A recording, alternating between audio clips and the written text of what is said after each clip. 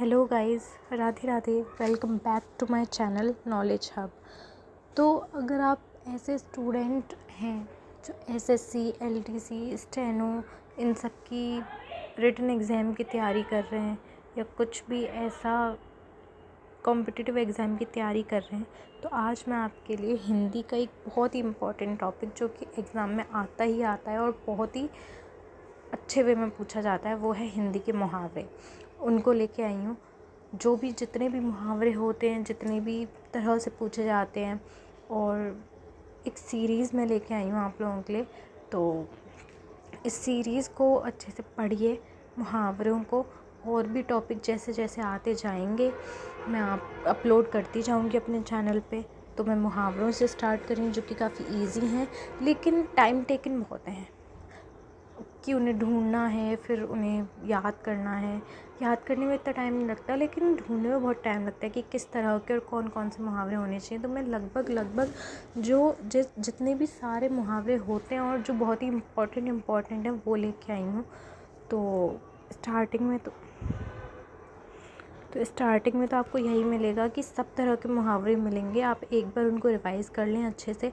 लेकिन कुछ बहुत ही ऐसे कॉमन मुहावरे होते हैं जो ज़्यादातर हर एग्ज़ाम में पूछे जाते हैं। स्कूल के एग्ज़ाम हो गए, कॉलेज के एग्ज़ाम हो गए, सारे जितने भी एग्ज़ाम्स हैं इनमें पूछे जाते हैं। तो उनकी भी मैं एक अलग से वीडियो बनाऊंगी। लेकिन फ़िलहाल अभी आपके पास टाइम है, तो इसलिए इन मुहावरों को बहुत ही अच्छे से एक एक मुहावरा जो भी नेट वेट से सबसे सर्च करके मैं आपके लिए लेके आई हूँ इस सीरीज़ में। तो आप बहुत ही अच्छे से यहाँ पढ़िए उनको। तो चलिए स्टार्ट करते हैं। तो पहला है हमारा मुहावरा, अक्ल का दुश्मन होना। अब ये तो आपने बहुत ही कॉमनली सुना होगा कि अक्ल का दुश्मन है। जो भी वाक्य हैं वो आप एक बार मैं आपको पढ़ के बता दूँगी। वाक्य आप बना लीजिएगा, या वाक्यों का इतना कुछ खास महत्व होता नहीं है, शायद ही पूछते होंगे, लेकिन अर्थ ज़्यादा पूछते हैं। तो इस पर आप ध्यान दीजिए। अक्ल का दुश्मन होना, बहुत मूर्ख होना, यानी कि कोई भी इंसान अपनी ही अक्ल का दुश्मन है या कुछ ऐसे काम करता है जो उसके लिए ही बाद में नुकसान करता है। तो वो एक तरह का मूर्ख है जो अपने लिए मुसीबतों पे मुसीबत ला रहा है। अक्ल पर पत्थर पड़ना, समझ खत्म हो जाना। अक्ल पर पत्थर पड़ना, इसका सीधा सीधा अर्थ क्या हो सकता है कि समझ खत्म हो जाना, कि वो सोच समझ नहीं पाता है कि उसको क्या करना चाहिए और क्या नहीं, क्या सही है और क्या गलत। इसलिए इसका अर्थ होगा समझ खत्म हो जाना। ठीक है। अक्ल ठिकाने आना। तीसरा है, अक्ल ठिकाने आना का अर्थ है समझ आ जाना या सुधार होना या अकल आ जाना।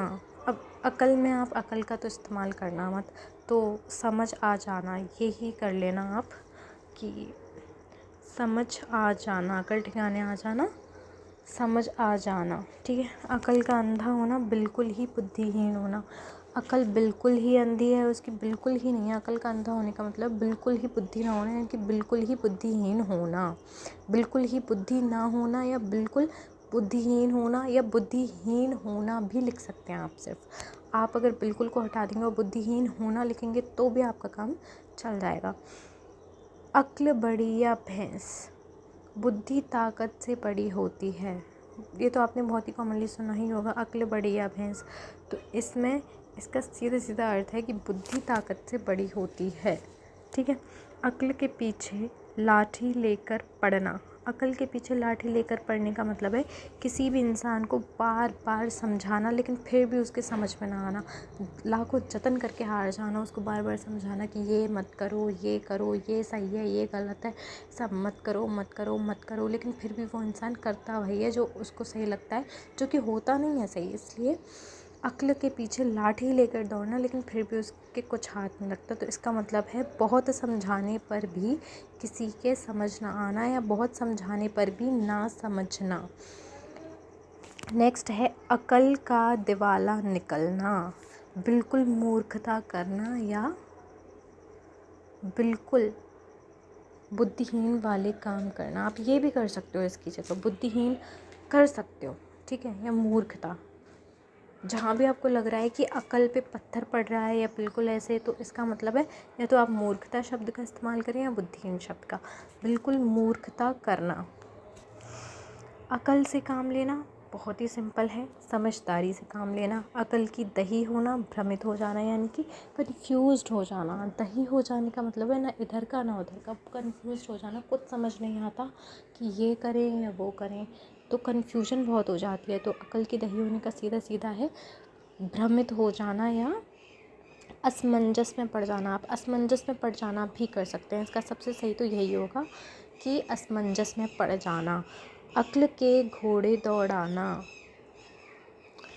ज़्यादा सोच विचार करना। अक्ल के घोड़े दौड़ाना यानी कि वो कुछ ना कुछ कोशिश करता रहता है सोचने की, तो ज़्यादा सोच विचार करना। अकल चकरा जाना, हैरान कंफ्यूज हो जाना, अकल का बिल्कुल चकरा जाना, हैरान हो जाना।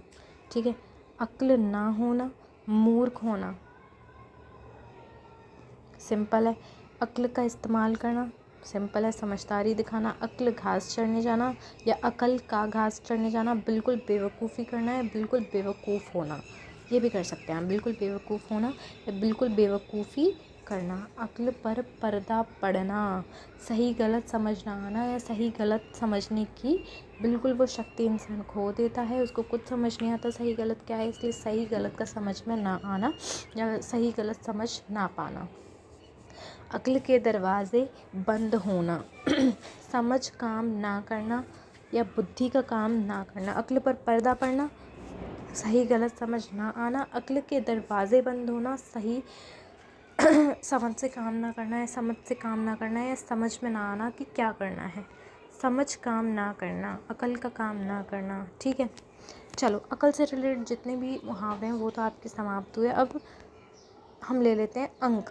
अंक से रिलेटेड जो भी मुहावरे हैं वो आपके अंक में भरना। अंक में भर लेना का मतलब है बहुत ही प्यार से गले लगा लेना या बहुत ही ज़ोर से गले लगा लेना, प्यार से भर के, भाव में आके कि बहुत प्यारा लग रहा है या बहुत प्यार आ रहा है, तो उसे गले लगा लेना। अंक में लेना का मतलब है स्नेहपूर्वक गोद में लेना। अंक में लेना यानी कि गोद में लेना।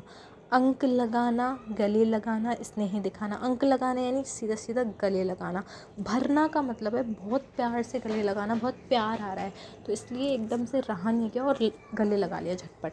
लेकिन अंक लगाना, गले लगाना नॉर्मल जैसे हम लगाते हैं वैसे। अंक में समाना, पूरी तरह गले लग जाना, बिल्कुल बहुत ही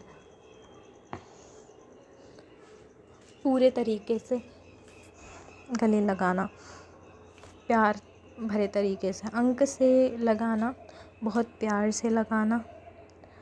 अंक में छिपाना, सुरक्षा और स्नेह देना या फिर सुरक्षा और स्नेह से लगाना।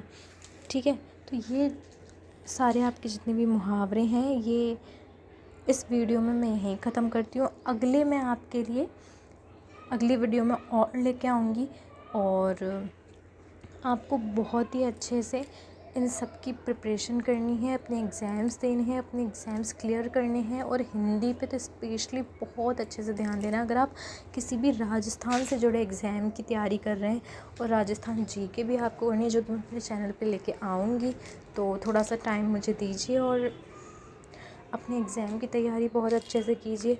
और अभी आपके कुछ दिनों तक अ वाले मुहावरे ही चलेंगे क्योंकि ये बहुत संख्या में हैं। बाकी जितने भी तुम्हारे शब्द हैं ए ई ये बहुत कम है, लेकिन अ से रिलेटेड बहुत सारे हैं, इसलिए इनमें थोड़ा सा टाइम लगेगा। लेकिन इस सीरीज़ पे ध्यान दीजिए और बहुत ही अच्छे से अपनी पढ़ाई कीजिए और हेल्दी रहिए। Thank you. राधे राधे, फिर मिलेंगे।